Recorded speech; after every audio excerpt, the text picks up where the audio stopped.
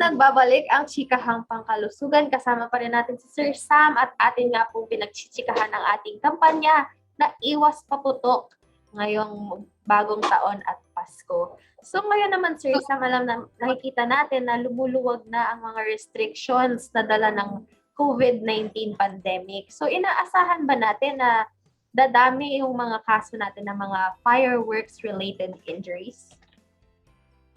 Well, may posibilidad po, Max, no? Lalo na kung talagang dadami po yung mga nagtitinda at nagtatangkilik nito. Pero yun nga, siguro naman ay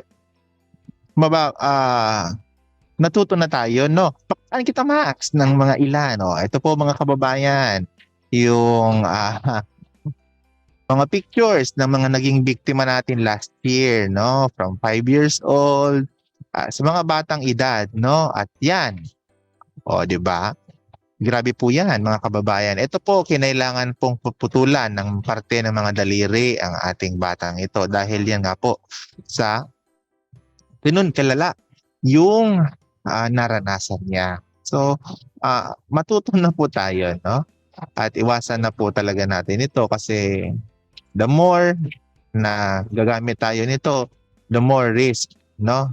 Ang pinapasok natin sa ating mga sarili. Huwag na po tayong gumamit ng paputok. Yes, so malala talaga ang maaaring mangyari sa mga mapipinsala mga na dahil sa paputok. So, iwasan na lang po natin ito. So, pero sir, dahil nakasanayan na nga natin sa Pilipinas yung mga ingay at mga visual na nakikita ng dahil sa paputok, ano ba ang pwede nating gamitin kapalit nito para ma-maintain natin or magawa pa rin natin yung ating mga tradisyon? Well, marami, Max. Ikaw ba, dati gumagamit ka rin ba ng fireworks o firecracker or lucis or yung fountain? Ang ginagamit lang po namin, sir, dati sa bahay, ito yung mga cute-cute lang, yung mga sparklers lang po siya, sir. Sparklers. Oh, pero pwede din yun makapaso, no? Pwede din yun makasunog. Lalo kung nabitawan mo, yun, nalapnos yung balat. So, masakit din yun. Pwede naman po, maraming paraan, no? Actually, ako po, madami din akong ginagamit na mga paputok dati. 5-star, gumagamit din ako niyan. Quitis, may mga pinagbabawal. Pero yun nga po, halos more than 10 years na po akong hindi gumagamit nito. At yun, kaya naman, no, Max? So, at yung mga alternatibo, no? Ilan sa mga alternatibo pong pwede nating gamitin this Christmas and New Year. So, andyan, Max, alin dyan ang gusto mong, anong gagamitin mo this New Year? Ayan, siguro yung microphone na lang, no, sir, dahil Microphone? Malakas naman yung boses ko, dagdagan na lang natin. Wow. Kakanta ka. Yun. Sige nga. Yan po mga kaibigan. Meron siyang purple na microphone. Di ba? So, marami pong mga modernong papamaraan, no, na pwede nating gamitin, Max, na hindi na tayo or wala na tayong chance para magkaroon pa ng mga injuries. Kasi alam natin na kapag tayo ay gagamit po ng paputok, ay ayun, we are exposing ourselves to the risk na gagamit po tayo nito. Na magkaroon tayo ng injury. So,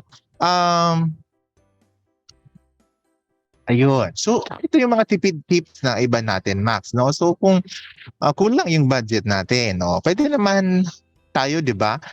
Manood na lang ng mga pailaw o diba, ng mga sponsored ng LGU or ng mga malls o ng ibang mga establishments. Para manood na lang community fireworks display, 'di ba, Max? So, panahong ito, kailangan po nating maging wais, no? So doon na lang sa mga masustansyang pagkain natin, gastusin ang ating kaperahan, no? So, Max, meron ka bang date ngayong Christmas or New Year? Hindi naman yan kailangan, sir, kaya wala po. Ayun, okay lang, okay lang 'yun 'no? Okay lang 'yun. Ngayon kung meron po kayo, ayan puwede nating dalhin yung ating ka-date na lang sa mga community fireworks display 'no? And 'yun nga, eto Max, meron ka ba nito, mga party-party or mga lights and sounds this Christmas? Sir, siguro pero hindi pa natin napaplano yan. Ayan, ayan. So puwede naman mga kababayan, mga kapatid, kung meron tayong mga sound system diyan sa inyo, or yun nga mga lata, mga kaldero na puwedeng makagawa ng ingay, puwede na pong gamitin natin yon. Ayan, puwede din tayo magkantahan na lang tayo 'no, mag-video 5, tambol, yung banding 'no, ibalik po natin yung banding. Pero yun nga po, while observing pa din 'no, health standards 'no. And also Max, nakagamit ka na nito or nakakita ka na nito? Yan, Mga sir, light sticks? yung binabali para magkaroon ng ilaw. Tama po ba, sir? Oo, 'di ba? Ito yung mga binebenta noon diyan sa park 'no, na ilaw-ilaw, ayan, para sa mga chikiting. So ayan, nakatipid pa po tayo 'no, kaysa bibigyan natin sila ng piccolo or ng Wheaties 'no. So kapag ganito, maiiwasan or halos wala pong injury na puwedeng mangyari sa ating mga bata or sa mga kabataan. Kasi Max, last year 'no, majority ng kaso natin 50% mga less than 18 years old 'no, so mga bata. So again, paano na lang kung nagkaroon sila ng permanent disability 'no? So permanente ng putol yung kamay niya, permanente ng bulag siya or puwedeng permanente na siyang bingi 'no? So all because of one instance na puwede naman sanang maiwasan 'no? So yun, again yung tetano po na reminders namin, yung tetano din mas malaki nga ang chance kung kayo gagamit kasi nga makakapasok yung dumi na merong bakterya doon sa mga sugat po ninyo, 'no? So yan lang po Max yung iba sa ating mga puwedeng maging alternatibo sa pagki-create ng ingay, ng ilaw, ng tugtog 'no? Again, siguro nakita naman po natin, hindi naman kung gaano kalakas ang iyong pinapaputok ay gano'n din tinataboy mo ang kamalasan sa buhay 'no?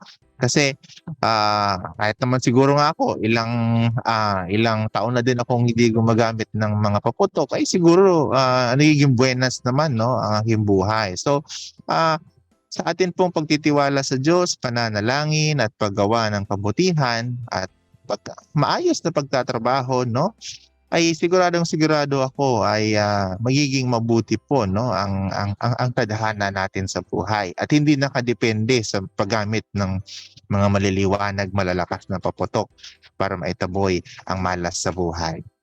Yes, so maaari tayo mag-celebrate ng Christmas and New Year kahit wala ang paputok gamit ang mga Yes. alternatives na ito. So ngayon naman, Peacefully sir, and yes po, tipid. sir. Sige po, sir, go ahead po. Peacefully and tipid pa 'no, at wala pa tayong nadisgrasya. Yes, tama, sir. So ngayon naman, sir, ano naman yung ginagawa natin sa DOH para maiwasan ang paggamit ng paputok? Ayun, meron tayong mga advocacy activities na ginagawa 'no, in partnership with the Health Promo, the LGUs, and other mga agencies pa na kasama natin dito. So ayan lang po ang ibang mga pictures last year ng mga provincial health offices po natin, kasamahan mga LGUs na naglalagay ng reminders regarding the campaign. And also, ayan, some of the pictures pa, kasamahan natin si Ma'am Bing from Masbate, no? Kasamahan ng mga DOH, DTI, Bureau of Fire, PNP, at iba pang mga ahensya, no? Na nagche-check, ano, kasama dito sa mga kampanyang ito.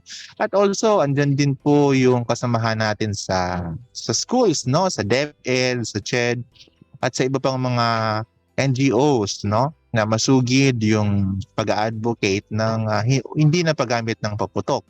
And andyan din po yung siyempre pagbibisita natin Max sa mga hospitals, no? Para makita yung kahandaan nila sa pag-antabay, no? Sa just in case meron pa ring mga kaso, no? Na dalhin sa ospital, ay handang-handa po yung ating mga ah, pasilidad para sila ay magamot. Pero yun nga din, Max, ayaw sana natin na magkaroon pa ng mga kaso nito. Kasi nga po, i-reserve na sana natin ang ospital sa iba pang mga sakit, malulubhang sakit, no? Ito kasing mga injury sa fireworks, again, ito po ay yung mga preventable, kumbaga, Max. So, sana wag po tayo. Kaya nga po, Max, hindi lang din po sa iwas paputok ang ating ina-advocate, 'di ba? Pati na din po, ayan, yung mga itlog, Max, nakita mo.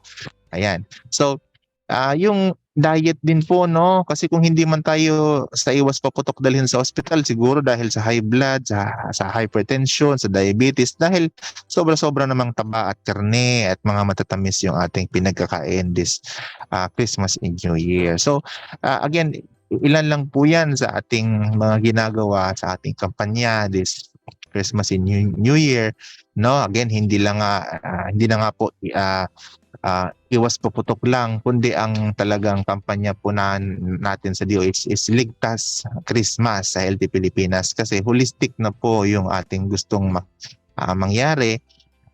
Dahil marami pong mga factors sa health, no, na pwede tayong dalhin sa ospital this New Year and Christmas. So, sa mga nakalipas na taon, no, and especially this pandemic, sana po talaga natutunan na natin ang mga bagay-bagay at piliin po natin ang pagselebra ng Christmas at New Year sa ligtas na pamamaraan, ligtas at malusog na pamamaraan. Yes, so narito nga po ang DOH para masiguro na ang lahat ay may ligtas Christmas sa Healthy Pilipinas. So nabanggit nyo nga kanina, sir, na mayroon pa tayong ibang mga partners para masiguro itong programa natin. So nabanggit nyo na nandyan yung DTI, ang ating mga LGUs at ang BFP. Sir, sino pa po ang ating mga kasamahang ahensya sa pagpapatupad ng ating programa?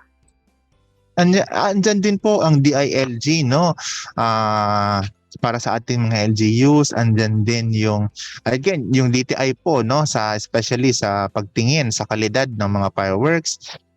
Andyan na ating PNP sa pag-ensure ng security, at sila din po ang nagbibigay ng permit, no, sa mga magtitinda. Andyan din po yung Bureau of Fire. Kasi, Max, kalimutan ko, hindi lang sakit, hindi lang sakit sa bulsa ang mararanasan, pero paano naman kung sunog, di ba? Again, yun. So, hindi lang po sakit sa katawan, kundi pwede pang makapag-cause ng sunog. At kung mag-cause ka ng sunog, pwede pang buhay ang masawi. At hindi lang yun, mas mababaon tayo sa utang, no? Mas sasakit talaga sa bulsa. So, andyan ang ating Bureau of Fire, kasi Fire Month din po ito. Yung kanilang kampanya ay kabuuan ng buwan, kasi nga malaki yung tsansa din ng sunog sa mga ganitong buwan. Andyan din, yung sabi ko nga po, andyan ang DepEd, ang CHED, at iba pang mga ahensya, PIA, Philippine Information Agency, Department of Tourism, LTO, andyan din, at iba pang mga ahensya ng pamahalaan, no? Nagtutuwang-tuwang. Makalimutan ko din po ang Office of the Civil Defense, no? PDRRMC, ang ating mga city disaster and municipal disaster risk and management offices, no, na katuwang natin, kasi wala pong isang ahensya ang in charge dito, kundi may kanya-kanyang roles, no, may kanya-kanyang gampanin ang bawat isa. So tayo sa Department of Health, mainly siyempre yung paghahanda ng mga sa ospital, mga health facility, pero din tayo po ay kasabay din sa kampanya, kasi mas gusto nga natin, Max, sabi mo nga kanina, prevention po is better than cure. So we would want na maging ligtas po talaga tayo ngayong Christmas at bagong taon. Ayan, so maraming salamat, Sir Sam, sa pagsagot ng ating mga katanungan tungkol sa ating kampanya na iwas paputok at syempre sa ligtas Christmas sa Healthy Pilipinas. Sir, ano na lang po ang inyong huling mensahe para sa ating mga tagapakinig ngayong araw? Ayan, mga kababayan, kapwa ko Bicolano, gusto po namin sa Department of Health na kayo po ay ligtas at maging healthy po ang ating pagselebra ng ating Christmas at New Year. Ngayon, marami na po tayong pinagdaanan, no? Mapabagyo, sakuna, andyan yung pandemic. Marami ito sa ating naituro at sana po tayo ay natuto na magpahalaga ng ating kalusugan, no? Ang sasatuyang salud, ano? Tulungan niyo po kaming matulungan din po kayo sa anong pamamaraan na kayo po mismo ay piliin niyo po mismo ang kultura ng pagkakaroon ng ligtas, no? Kaligtasan at kahalagahan, pagpapahalaga sa ating kalusugan. So this Christmas and New Year po, wag na po tayong magpapaputok. Marami pong pamamaraan na pag-celebrate ng Christmas at New Year na hindi na po tayo pwede pang magkaroon ng mga injuries. Kumain, maghanda ng mga masustansyang pagkain. Hinay-hinay lang po muna sa mga bawal sa inyo, lalo na po sa mga may sakit na, no? At wag pong magdadrive ng nakainom or lasing. Ano po, para hindi na po tayo maaksidente sa daan. Ngayon pong Christmas at New Year, ipakita po natin ang pagmamahal sa ating kapwa, sa ating pamilya, kaibigan, at sa lahat ng ating taong pwede makasalamuha. At wag po nating kalimutan ang ating health standards. Ano po? Again, ang pagsusuot ng mask. Sana po natutunan natin dito na hindi lang pagsunod, no, sa batas or alituntunin ang pagsuot ng mask, kundi ito ay proteksyon natin sa iba para hindi natin mahawaan. Proteksyon din naman natin sa ating sarili na hindi tayo mahawaan ng anumang sakit sa ibang tao. Ngayon po, mula po sa Department of Health, kami po ay nagpapasalamat sa ating mga partners, government agencies, private partners, hospitals especially, na magiging handa na naman ang ating mga healthcare workers sa pagsalubong sa Christmas at New Year na nagsasakripisyo ng kanilang oras at panahon na para tayo ay pangalagaan. Tayo po ay magkaroon sana ng matiwasay at malusog na Pasko at bagong taon. Kaya mula po sa Department of Health, maraming salamat po at patuloy po tayong magtulungan para sa serbisyong Salud Bicolnon. Maraming salamat po. Ayan. So sa muli, maraming salamat kay Sir Sam at yan po ang ating naging chikahan tungkol sa iwas paputok.